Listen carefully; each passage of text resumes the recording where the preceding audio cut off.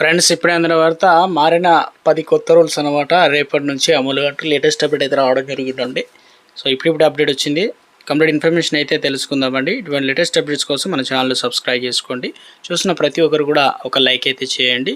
మిత్రులందరూ కూడా సో వీడియోని పూర్తిగా చూస్తేనే అర్థమవుతుంది అనమాట. ఆగస్టు 1 నుంచి 2026 నుంచి దేశవ్యాప్తంగా సామాన్యులకు దైనందిన జీవితాన్ని ప్రభావితం చేసేందుకు గాను మొత్తానికి ఇవన్నీ రూల్స్ అనేది రావడం జరిగిందనమాట. ఒకటి ఎల్పిజి సిలిండర్ ధరలు ప్రతి నెల కూడా మాదిరిగా చెమురు మార్కెటింగ్ సంస్థలు ఆగస్టు 1న సో కొత్త సిలిండర్ ధరలకు సంబంధించి ప్రకటించాయన్నమాట. ముఖ్యంగా 19 కిలోల కమర్షియల్ సిలిండర్తో పాటు ఇప్పుడు ధర అనేది కమర్షియల్ సిలిండర్ ధర అనేది 200 రూపాయలు తగ్గించినట్లు, ఇక 14 కిలోల గృహ వినియోగ సిలిండర్లు కూడా భారీగా మార్పులు చేయబోతున్నారు. ఇక విమానాలకు సంబంధించిన ప్రయాణ ఖర్చులు, ఏవియేషన్ టర్మినల్, ఏటీఎఫ్ ధరలు కూడా సవరించబడ్డాయి. కాబట్టి దీనివల్ల ఇంధన ధరలు మార్పును బట్టి విమాన సంస్థలు నిర్వహణ వ్యయం, అదేవిధంగా టికెట్ రేటు కూడా పెంచడం జరుగుతుంది. దీనిపైన ప్రభావం పడుతుందన్నమాట.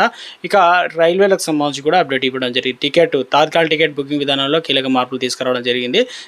టోకెన్ జారీ సమయాన్ని, ఇక బుకింగ్ ప్రారంభ సమయాలను కూడా కొన్ని చేంజ్ చేయడం జరిగిందనమాట. రిజర్వేషన్ కౌంటర్ల వద్ద రద్దీ తగ్గించేందుకు బ్యాంకులకు సంబంధించి ఇక ఏదైతే ఛార్జీలు ఉంటాయి, బ్యాంకు సంబంధించి కొన్ని ఛార్జీలు సవరిస్తున్నాయి. ముఖ్యంగా SMS అలర్ట్ సేవలపై కొత్త రుసుములు అనేది అమల్లోకి రానున్నాయన్నమాట. నిత్యావసర ధరలకు సంబంధించి ఇప్పుడు మనం వాడుకునేటువంటి టీ సబ్బుల నుంచి ఎయిర్ ఆయిల్ వంటివి, FMCG అనగా ఉత్పత్తులు, టీవీలు, ఫ్రిడ్జ్లు, వాషింగ్ మిషన్లు, ఎలక్ట్రానిక్ వస్తువులు, అదేవిధంగా కార్లు ధరలు పెరిగే అవకాశం అయితే ఉంది. మొబైల్ ధరలు కూడా పెరుగుతున్నాయి. కాబట్టి ఆలస్యంగా ITR పైన జరిగినామా ఎవరైతే ఇన్కమ్ ట్యాక్స్ కడతారో వారందరికీ కూడా ఆలస్యం చేస్తే జూలై 31 తర్వాత పన్ను రిటర్న్ ఆదాయాన్ని బట్టి 1000 రూపాయల నుంచి 5000 వరకు అయితే మనం కట్టాల్సి అయితే ఉంటుంది. ఇక క్రెడిట్ కార్డు వారికి బ్యాంకులో క్రెడిట్ కార్డు రివార్డులు, పాయింట్లు, వార్షిక ఫీజులు, ఇతర ఛార్జీలు కూడా ఎప్పటికప్పుడు సవరిస్తుంటాయి. కాబట్టి ఇప్పటికే బిల్లింగ్ పారదర్శకత పెంచేందుకు కొత్త నిబంధనలు అయితే అమలు రావడం జరిగింది.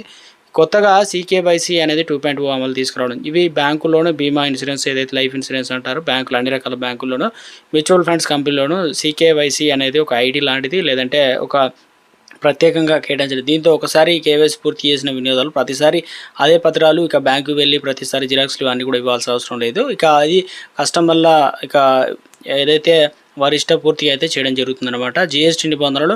సో ఇక ఇన్వాయిస్ వే బిల్ వ్యవస్థలో కొత్త మార్పులు తీస్తున్నారు. బిల్ టు షిప్ టు లావాదేవీలు, షిప్ టు GST అనేది కొత్త విధానం తప్పనిసరి కారణంగా వ్యాపార లావాదేవీలు మరింత పారదర్శకత రూపొందించేదని తెలుస్తున్నారు. ఇక బ్యాంకులకు సంబంధించి చాలామంది సెలవులు అయితే ఇక ఈ నెల చాలా తెలుసుకోవాల్సి, ఆగస్టు నెలలోనే రక్షాబంధన్, స్వాతంత్ర దినోత్సవం అయితే ఉంది. ఇక ఏది ఇలా అంటే ఆగస్టు 15వ తారీఖు, అదేవిధంగా 29వ